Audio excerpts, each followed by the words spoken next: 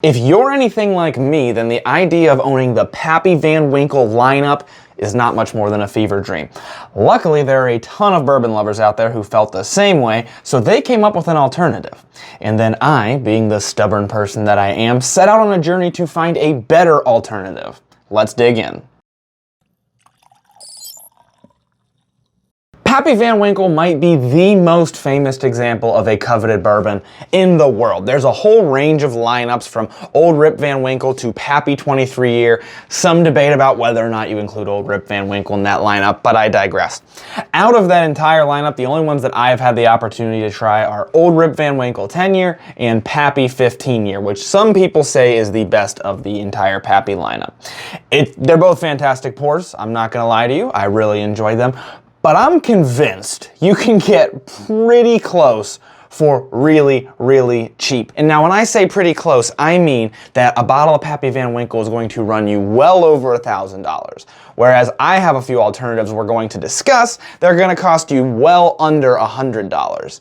And so if they taste this good compared to this, for this much of a price difference, I think it's worth trying. And that is where Poor Man's Pappy comes in, because you've got bottles of Weller, which are the same mash bill as Pappy Van Winkle, very similar flavor to Pappy Van Winkle, the only difference being the barrels that they pick to make Pappy versus Weller, the age of those barrels, where they're at in the warehouse, etc. But it's a pretty similar flavor. So somewhere along the way, somebody came up with the idea that if we go 60% Weller Antique 107 and 40% Weller 12 Year, we get a flavor that's pretty close to Pappy Van Winkle. Now, some people online say that it wasn't originally made to taste like a Pappy dupe, but it has become overall incredibly popular as a dupe for Pappy Van Winkle, and so that is going to be our baseline. I should also add that some people online say that this tastes nothing like Pappy Van Winkle. I disagree with those people. I think it definitely tastes in the same ballpark. There's differences in age, there's differences in the undertones and the subtleties. But overall, it's kind of close. Now that recipe for Poor Man's Pappy is from a different time when Weller was actually easy to find, but now it's really difficult for a lot of people to find. So I came up with an idea for a Smart Man's Pappy. And I ran a series over on my Instagram Reels and some of it on YouTube Shorts where I decided I'm gonna take 2 wheated bourbons, blend them together, try them against Poor Man's Pappy. If they're better, they move on. And then I pick 2 new wheated bourbons, try them against the previous winner, and so on and so on. With the one caveat to that being, I wasn't just aiming for better, I wanted it to taste a little bit like Pappy Van Winkle. And so for me, that's a little bit of a candy, a red fruit, a very sweet sugary note, and I get that same flavor from Weller, but it's a little different in the Pappy, and we're trying to keep it in that ballpark, which is a distinct type of bourbon flavor. The 3 blends that you see in front of you were all winners, with this blend being our first winner, this blend beat this blend, and this blend beat this blend. I did them all 50-50 and they all won, but it's kind of like playing a game of telephone. So we're gonna do one blind tasting to rule them all. We're gonna do Poor Man's Pappy versus these 3 blends. To add a little bit of something new to this tasting, I prepared these over a week ago so they would have a little bit of time to co-mingle together in the bottle so that if you wanna make this at home and you put it in a bottle, you're gonna know what it tastes like after it sits for a while. We're just gonna put each of these into a glass and then label them. So as an example, we've got Poor Man's Pappy, and I'm going to label that PMP for Poor Man's Pappy. Now we just load them up, give it a good spin. I like to shuffle them again, mainly because I am on camera and people will claim that I somehow know which is which if I don't do this. But honestly, people claim that no matter what I do. Let's spin again.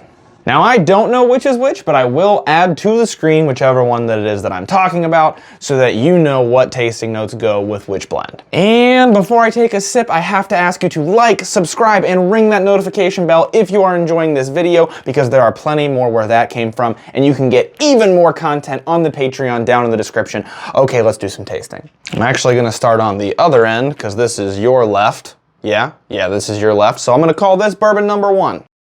Starting off based solely on the nose, this one smells the most like Pappy. It has that bright red fruit, it's got that sugary sweetness. Makes me think it's probably the Poor Man's Pappy.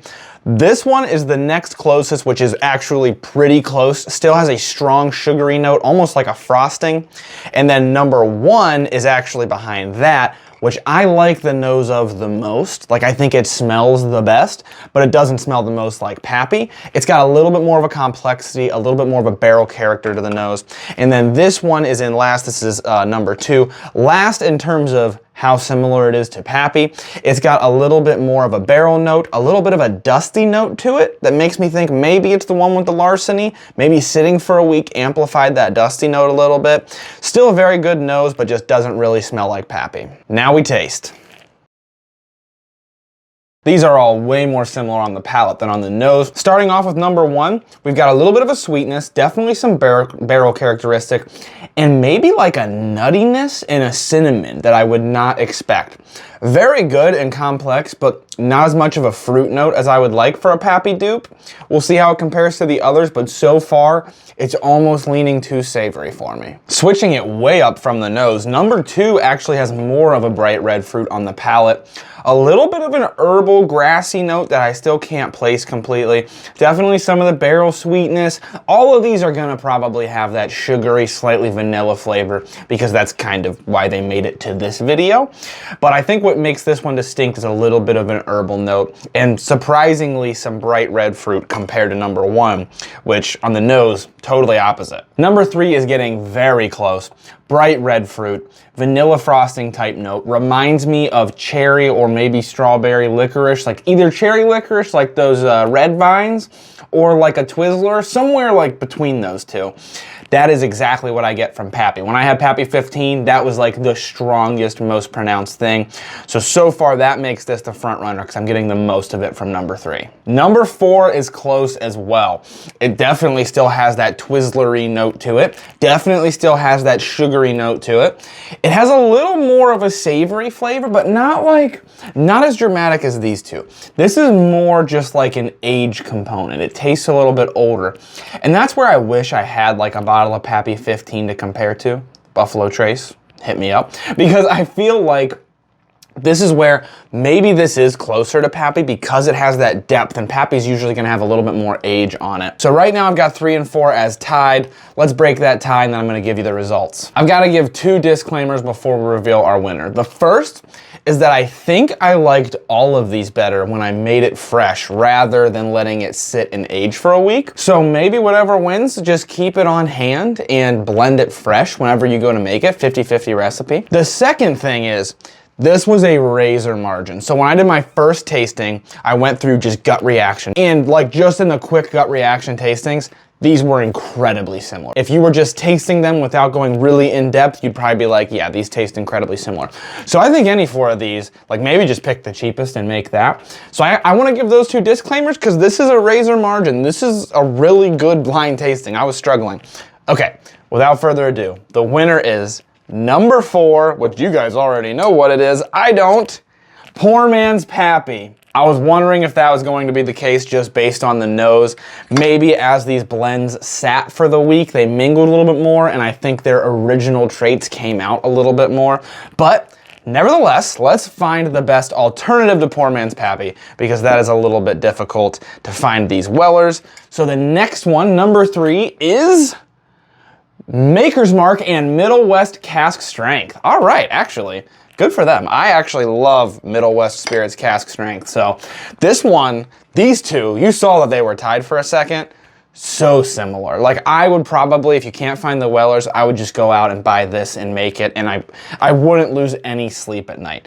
This one is even maybe a little bit more sugary, but this one has a little bit more age taste to it that I would attribute to Pappy. That's why it won. And of course, in third place, you guys already know this, I've got Larceny Barrel Proof and Green River, which was our winner on Instagram. And then we've got Bardstown and Middle West Spirits. So I think there's definitely some variation when you let these set. I would be curious what would happen if you let them set for like an entire year in an actual glass bottle. But that being said, I would probably keep one of these 3 recipes on hand and just make it fresh whenever you want something that's gonna taste kind of like Pappy. At the end of the day, all 4 of these make great alternatives for Pappy Van Winkle. Of course, you're probably not gonna mistake it for a $3,000 bourbon anytime soon, but it's gonna get you pretty close for being just a fraction of the price. I would say that you could probably make any of these and scratch that itch, and don't lose any sleep over not being able to find Pappy. At the end of the day, it's just a bourbon. I hope you enjoyed this video. Thanks for watching Whiskey Noobs.